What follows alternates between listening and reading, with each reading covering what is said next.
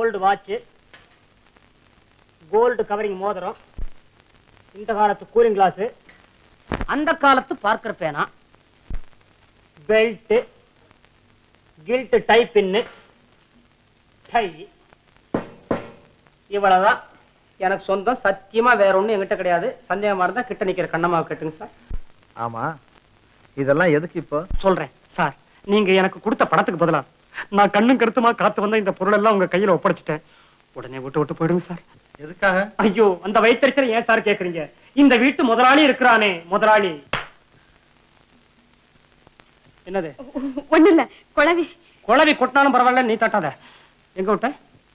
இந்த வீட்டு முதலாளி இருக்கானே, முதலாளி. அந்த பாவி பைய நாளைக்கு வர்றானா. அவன் வர்றதுக்கு முன்னால நீங்க இடத்த காலி பண்ணிட்டீங்கன்னா நல்லா இருக்கும். நல்லா இருக்கும், நான் பழைப்பேன். அவ்வளவுதானே? ஓ முதலாளி வரும்போது நான் இங்க இருக்க மாட்டேன், போதுமா? சார், நீங்க தான் மனுஷன். அந்த புண்ணாக்கு புண்ணிய ஓடி இருக்கிறானே, 3000 வட்டியோட கொண்டு வந்து வச்சாதான் இந்த இடத்த விட்டு நகருவேங்கிறான். அந்த ஏரோப்ளேன் சார் இருக்காரு, டேய் முதலாளி தானடா, நான் சொல்றேன் போடா போடா அப்படிங்கிறாருங்க. இந்த கும்பல் தான் எங்களை காட்சி கொடுத்துரும் போல இருக்குதுங்க. சோதனை மேல சோதனை. நாளைக்கு எங்க அப்பா அம்மா வேற வரப்போறாங்க. எஜமான் தான் காப்பாத்தணும். அத்தையாண்டி அவர்கிட்ட போய் சொல்ற? அழுவரா, சும்மா பேசாம இரு. கம்னு சார். நாளைக்கு ஜேபி வரட்டும். அவர் கைய புடிச்சு காலை புடிச்சு கா புடிச்சு நான் சமாளிக்கிறேன் சார். யோ சார், நாளைக்கு போறதுக்கு முன்னால ஞாபகமா இந்த ட்ரெஸ் எல்லாம் கழட்டி வச்சுட்டு போயிடு சார். வாயா சார், கண்ணம்மா என்ன வாயார வாயான்னு கூப்பிடுறது இதுதான் முதல் தடவை.